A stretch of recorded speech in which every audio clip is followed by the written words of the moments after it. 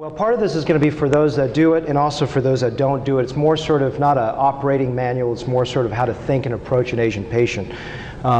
Chris, do I use this? Okay. Do I just use this one? Yes. Okay. So what I want to do first is try to define a universal aesthetic. I think there's a convergence today of how we see beauty and youth, and a lot of it has come from fat transfer that I sort of have a different perspective on things. So there's obviously a bias there.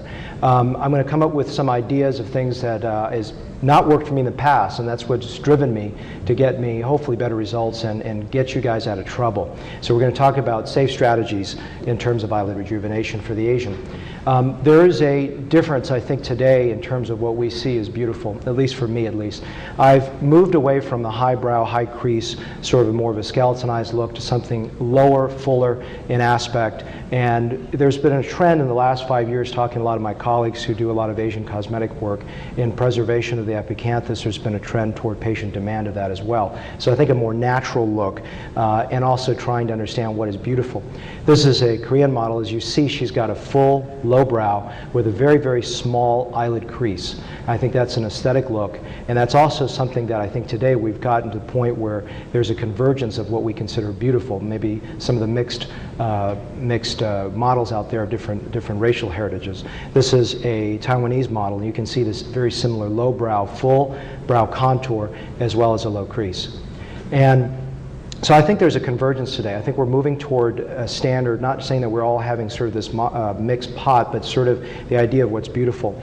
But the idea is also that there are differences in whites and Far East Asians.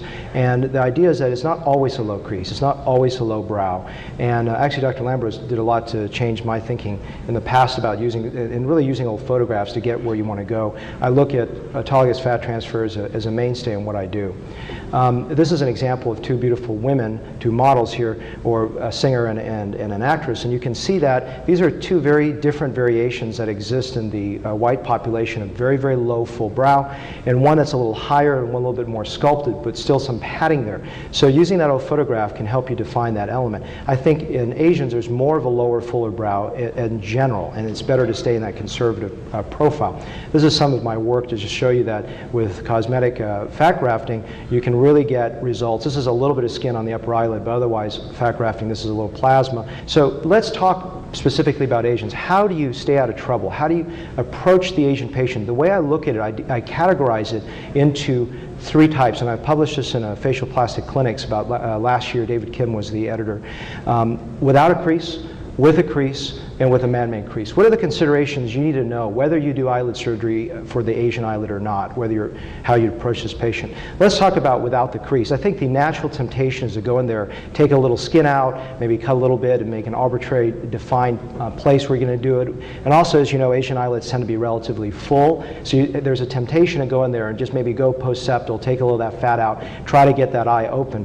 But I'll be honest with you, the problem with that is that if you just arbitrarily take some fat out or arbitrarily make an incision somewhere, you can either A, show up the incision, B, have inadvertent post-septal adhesions into the preseptal tissues and create a crease that may be variable in fixation. That's a problem. And ultimately, I don't think you've solved the problem, because if you don't fixate the crease, if you don't perform a crease fixation, they still have a relatively narrow palpebral fissure that they had in youth, and you don't really create that youthfulness. So we're going to talk about strategies to get you there without a crease. So I would suggest for you to really think about being careful of just taking skin and fat. So the other thing too is, if you're going to create a crease, what are some of the issues that you need to know? Well, there's a long recovery. If you do a full incision technique, it takes months and months and months for that edema to go down. And there's also less tolerance. We heard from Dr. Quatela earlier about changing identity. And they've lived with a very small palpebral fissure all their life, and now all of a sudden you're changing it. So that's a very, very important thing, especially men, and changing that look.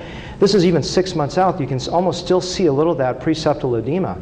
And so it's important. And I have changed his look, but when I look at that crease, I don't know how to approach his eyelid in general other than actually making a crease. So this is just simply making a crease for him. So how do I break it down? People that don't have a crease, I offer in my practice two options. Either A, I'm going to create a crease, and I may or may not do a fat transfer, or I really feel that sometimes in the right candidate, simply fat transfer around the eye without making a crease, without taking skin, is the other option. Let's talk about the obvious thing. This is something that maybe it's like, oh great, they have a crease. Now what do I do? Well, the idea is, yeah, you can perform a standard blepharoplasty, but I always challenge you, the idea is that the crease height should be preserved. Be very careful, be very mindful of making too high a crease. You're going to have potentially a patient that's unhappy. And that may not be the case in a Caucasian. I think it's very much the case in an Asian. Keep that crease very, very low. So I typically really don't remove fat. Rarely, maybe just in the medial fat pocket. We've heard some of the talks of that nature. And also be very careful to explain to the patient that their crease height may go up if that's your only modality of treatment. I almost always err on a very conservative skin removal, and I combine it with fat transfer to maintain or lower crease position. That crease height that you may think in a cavalier fashion is not important in the Western patient is intimately associated with identity in the East Asian patient. So I challenge your thinking about that from a cultural perspective. This is a Chinese woman, full facial fat transfer, a little bit of skin removal from the upper eyelid, and as you see, I've actually maintained and pushed the crease back down. And she's a little undercorrected on the eyes, but she's happy, and I apologize, she's just slightly smiling. But you can see that I think there's a better frame to that eye. This is my own mother. This is taken at 5 months post, so this is, again, sorry, an early result. She's about 7 months post now. A little transconj bleph and some volume. And I think if you look at her crease, this is a good example where the crease actually, as you age, can go up. So the temptation is, let's take some skin, but picture how that crease would go. It would be way too high if I took some skin away. And that would look maybe okay in some Caucasians, but again, use that old photograph as your blueprint. But in an Asian, I think it can be seriously problematic, in my opinion. Let's talk about the last category that may be something that you may or may not think about, but I think it's critical. I've gone through some issues that have guided my thinking. So be careful with a lot of those westernization procedures that were performed in the 1980s when people took overzealous removal of skin and fat, really raised that crease up, and they come back to you now 20 years later, and if you look at them, there's something about them that says, boy, this looks a little bit fake. I don't know exactly what it is. And what it is that dermatochalasis, that brow deflation, that brow descent has created the fold to fold over their existing crease. So they went from a very high arched, over-skeletonized crease to a low one. And why does it look so abnormal? Because eyelid skin is thin, brow skin is thick. And when that thick brow skin hangs over that crease and it looks a little weird, that's the reason why. So go in there and just lift their brow up and look at how high the crease is. It usually says, be careful if you're going to take skin out. If you go in there and you take skin, the real risk is unmasking a prior result. So I actually just use fat transfer in a very conservative manner because I think almost any skin removal can be an issue. So in summary, the idea is just to be mindful of Asian eyelid creases.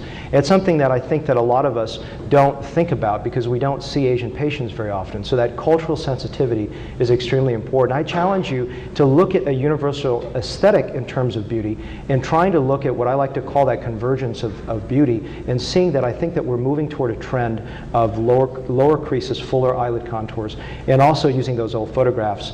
And sorry, this is my book, and I do make some money off this. I made, I think, $150 the last 6 months, so please chip in. And this is my other book on fat grafting. So it's, in my opinion, a convergence of these two ideas, putting together and marrying those two concepts for you guys. Hopefully that was clear for you, and it's something that I've struggled with and tried to define where my aesthetic is. I appreciate your attention.